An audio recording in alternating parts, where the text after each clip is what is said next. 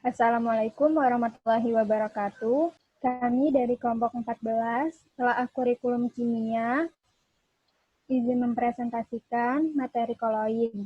Perkenalkan, nama saya Deti Agustina dan rekan saya. Nama saya Anissa Brilian.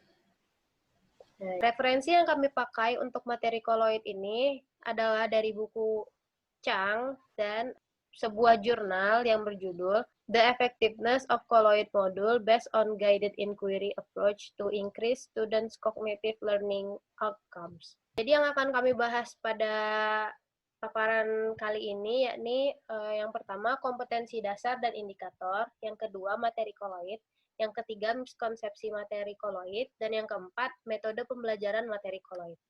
Yang pertama akan kami bahas kompetensi dasar dan indikatornya. Ya, kompetensi dasarnya 3.15 mengelompokkan berbagai tipe sistem koloid, menjelaskan sifat-sifat koloid dan penerapannya dalam kehidupan sehari-hari. Lalu indikatornya yang pertama mengklarifikasi suspensi kasar, larutan sejati, dan koloid.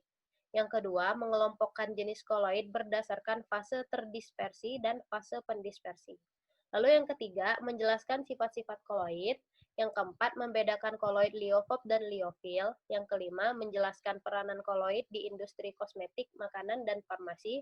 Lalu yang terakhir, menjelaskan proses pembuatan koloid.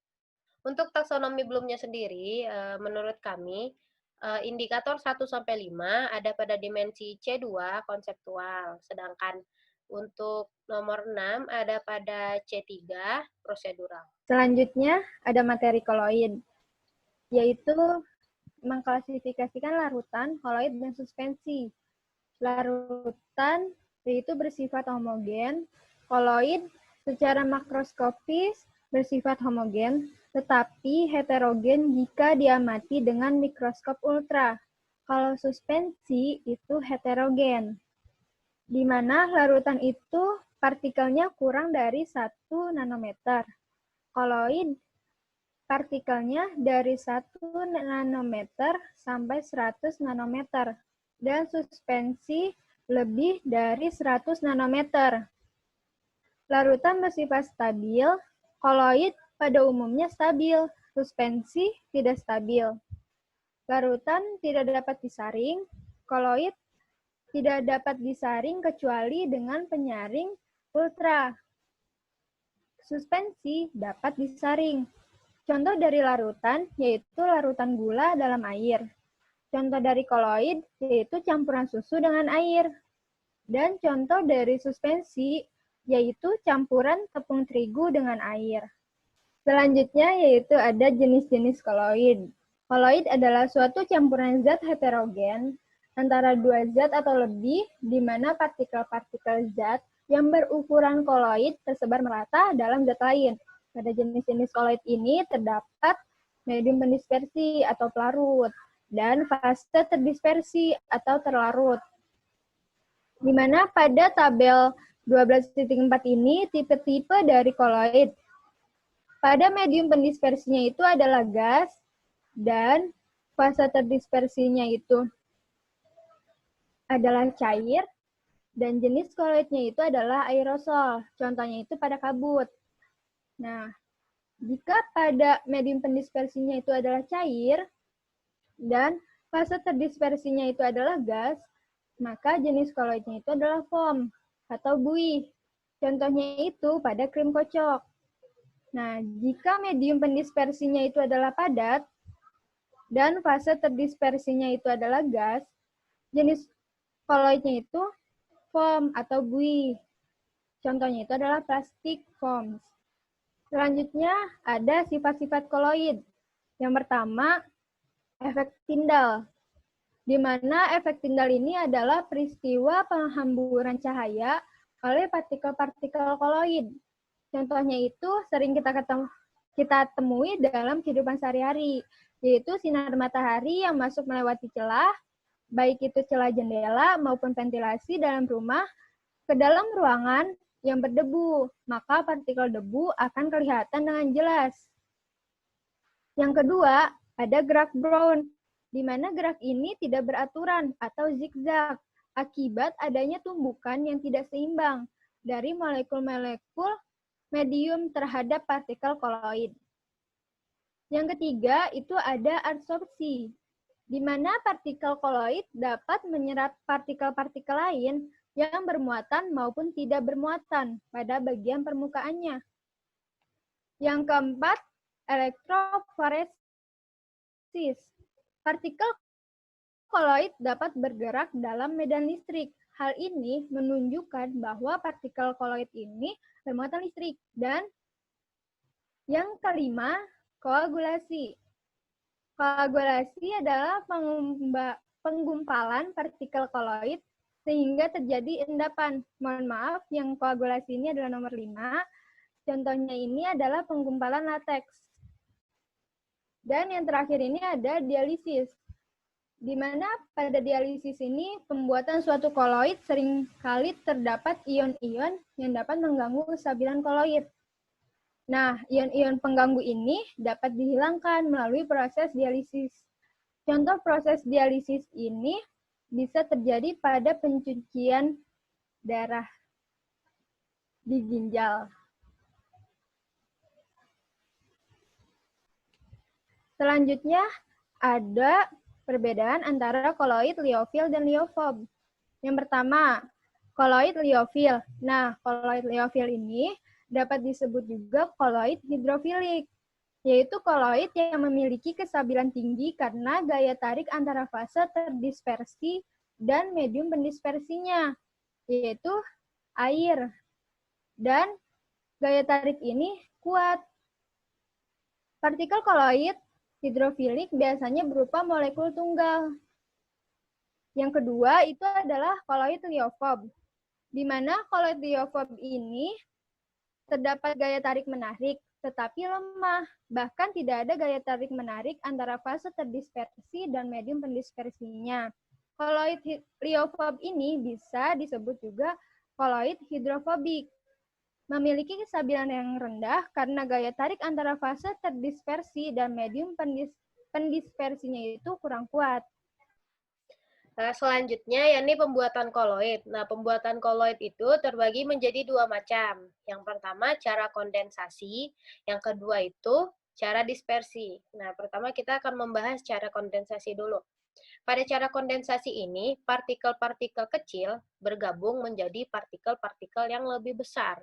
Nah, cara-caranya ini karena kondensasi ini dari partikel yang lebih kecil, makanya kebanyakan menggunakan zat-zat kimia. Yang pertama reaksi redoks, contohnya yakni pembuatan sol belerang. Nah, lalu yang kedua ada reaksi hidrolisis.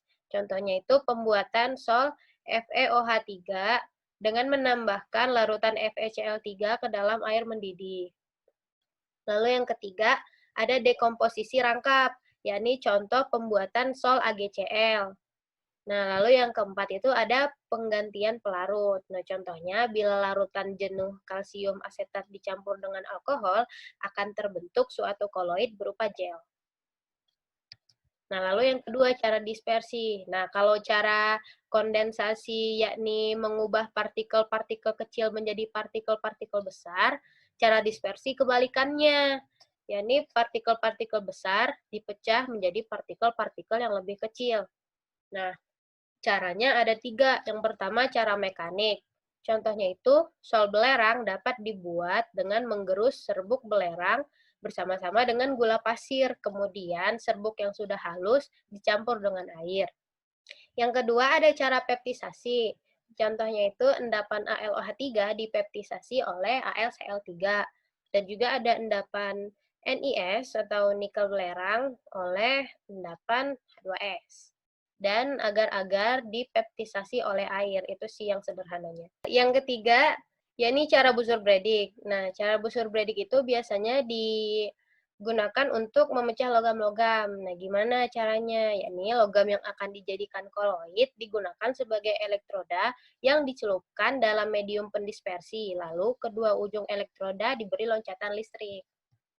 Selanjutnya ada penerapan koloid pada kehidupan. Yang pertama ada penjernihan air. Penjernihan air ini bisa masuk ke dalam sifat adsorpsi, di mana dengan menambahkan tawas pada air sungai.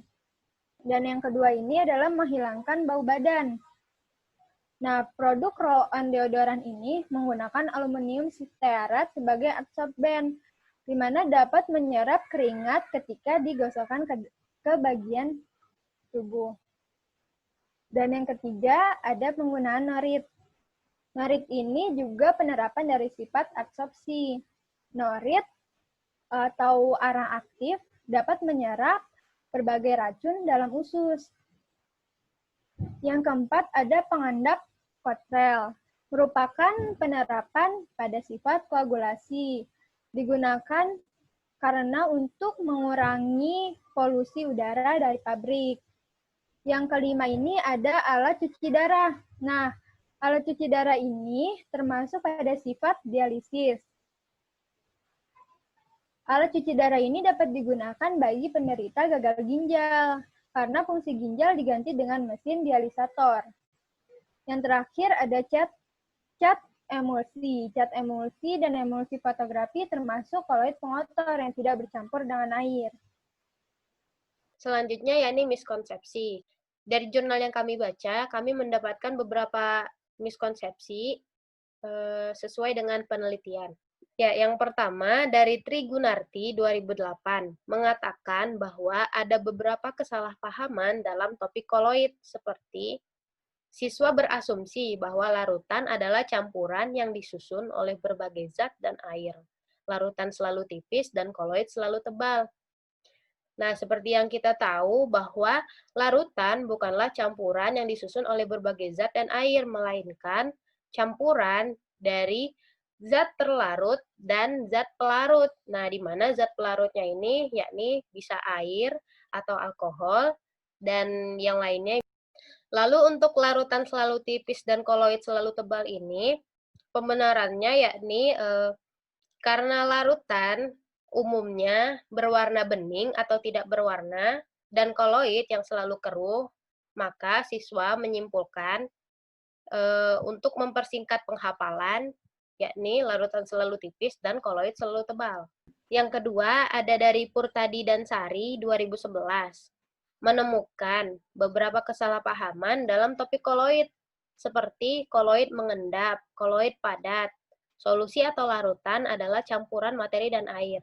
Nah, untuk solusi adalah campuran materi dan air, sama seperti pembahasan yang tadi. Sedangkan kalau koloid mengendap dan koloid padat ini salah di konsepnya. Karena mengendap dan padat ini merupakan sifat dari suspensi, bukanlah koloid. Jadi kebanyakan miskonsepsi berasal dari siswa yang tidak dapat membedakan antara larutan, koloid, dan suspensi. Selanjutnya ada metode pembelajaran, di mana metode pembelajaran yang akan diterapkan pada materi koloid ini, modelnya itu yaitu guided inquiry learning dan berbasis modul. Modul ini digunakan untuk melihat keefektifannya. Yang pertama itu ada tahapan-tahapan dari guided inquiry learning. Yang pertama, definisi atau rumusan masalah, di mana di sini guru membimbing siswanya untuk menemukan masalah. Dan yang kedua, membuat hipotesis. Siswa akan belajar membuat hipotesis dari masalah yang sudah ditemukan. Dan yang ketiga, membuat rencana untuk melakukan percobaan. Yang keempat, melakukan percobaan yang dibimbing dan diawasi oleh guru. Yang kelima, pengamatan fenomena yang terjadi dalam percobaan, di mana siswa di sini mengamati apa yang terjadi pada percobaan yang dilaksanakan pada materi koloid ini. Dan terakhir, itu adalah pengorganisasian dan analisis data dari hasil percobaan. Di sini, siswa harus mampu menganalisis data dan tidak ada kesalahan konsep dalam pemahaman materi koloid. Mohon maaf jika ada kesalahan dalam pemaparan materi koloid ini. Ya, sekian dari kami. Terima kasih. Wassalamualaikum warahmatullahi warahmatullahi wabarakatuh. wabarakatuh.